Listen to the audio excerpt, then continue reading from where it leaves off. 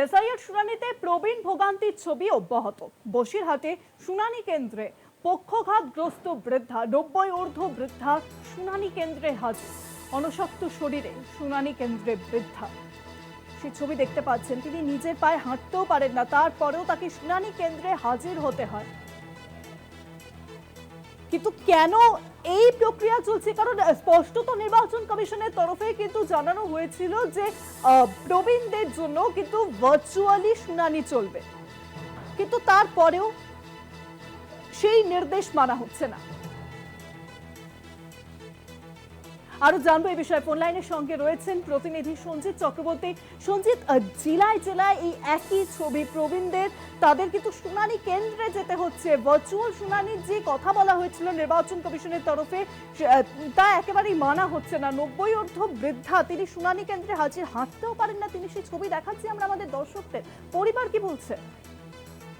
দেখো, পরিবার ইতিমধ্যে এটা নিয়ে সোচ্চার রয়েছে। তারা বলছেন যে বারবার যেখানে বিশেষ করে তুমি জানো যে এসআইআর ফর্ম ফিল আপ করার জন্য, অর্থাৎ অ্যানিমেশন ফর্ম ফিল আপ করার জন্য যখন বিএলএ 1 বিএলএ 2 সমস্ত রাজনৈতিক দলের যখন প্রতিনিধিরা গিয়েছিল বাড়ি বাড়ি, সেখানে কোনো নির্দেশিকা ছিল না। তারপরে কেন শুনানি পর্বে এদেরকে একদিকে ঢুকতে দেওয়া হচ্ছে না, অন্যদিকে কিন্তু বিশেষ করে প্রবীণদের নিয়ে বারবার দাবি ঢুকতেছিল সেই প্রবীণরা ভার্চুয়ালের মাধ্যমে দেওয়া, যাতে এসআইআর এর যে ত্রুটি, অর্থাৎ হেয়ারিং এর জন্য সব রকম ব্যবস্থা সত্ত্বেও কিন্তু দেখা যাচ্ছে একাধিক জায়গায়, বিশেষ করে উত্তর 24 পরগনার সীমান্ত থেকে সুন্দরবনের একাধিক যে জায়গা রয়েছে, সেখানে কিন্তু কাউর বয়স 90, কাউর বয়স 88, আবার 80, আবার 73, যারা ঠিকমতো হাঁটতে পারে না, কথা বলতে পারছে না, কেউ প্যারালিসিসে আক্রান্ত হয়েছেন এবং তাদের মানসিক ভারসাম্য নষ্ট হয়েছে, তাদেরকে রীতিমতো টোটো হিসেবে বাড়ির থেকে আনতে হচ্ছে, এমনকি চিকিৎসা সরঞ্জাম নিয়ে তাদেরকে আসতে হচ্ছে।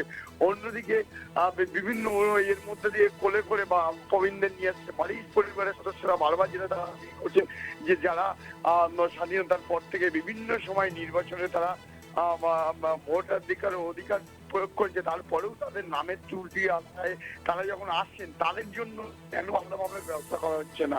অর্থাৎ 2024 সাল পর্যন্ত একাধিকবার যারা ভোট দিয়েছেন, তাই প্রবীণদের জন্য আলাদা কোনো ব্যবস্থা হচ্ছে না কেন, এই নিয়ে নির্বাচন কমিশনের তারা সোচ্চ হয়েছে। তারা বারবার এই দাবি করেছেন যে অবিলম্বে যদি এটা না হয় তাহলে আগামী দিনে কিন্তু আরো বড় সড় সমস্যায় পড়তে পারে সমাজের প্রবীণরা, যারা একসময় যারা ঘর পুরো আছে, তারা বিছনায় উঠতে পারে না ঠিক মতো, তারা যদি এয়ারিং নিয়ে যখন একাধিক ফোন উঠেছে, তারা কিন্তু সেই ছবি দেখা গেছে কখনো হিঙ্গলগঞ্জের সরবকারী, আবার কখনো বসিরহাটের একাধিক জায়গায় কিন্তু এই প্রবীণদের যে দেখা যাচ্ছে যে বিভিন্ন অসুবিধার মধ্যে তারা শারীরিকভাবে অক্ষম হয়ে পড়েছে, তাদেরকে নিয়ে আসতে হচ্ছে, অনেকটা দুর্বিষয়ের মধ্যে পড়ছে। তার পরিবার এমনটা তারা প্রকাশ্যে দাবি করেছেন। তারা বলছেন যদি বাড়ি গিয়ে এয়ারিং করে কিংবা বাসের মাথায় তাহলে হয়তো এই সমস্যা মিটবে, না হলে কিন্তু এই সমস্যা কিন্তু আরো দীর্ঘ থেকে দীর্ঘতর হবে বলে মনে করছেন যারা এইসব পরিবারের সদস্য থেকে স্থানীয় জনপ্রতিনিধিরা। সঙ্গী একদম, অনেক ধন্যবাদ তোমায় সঞ্জিত। ফোন লাইনের সঙ্গে ছিলেন প্রতিনিধি সঞ্জিত চক্রবর্তী।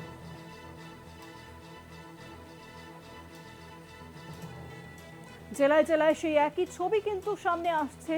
প্রবীণ নাগরিকদের শুনানি কেন্দ্রে যেতে হচ্ছে। ভার্চুয়াল শুনানির কথা যেখানে স্পষ্টত বলা হয়েছে নির্বাচন কমিশনের তরফে, সেই নির্দেশ মানাই হচ্ছে না।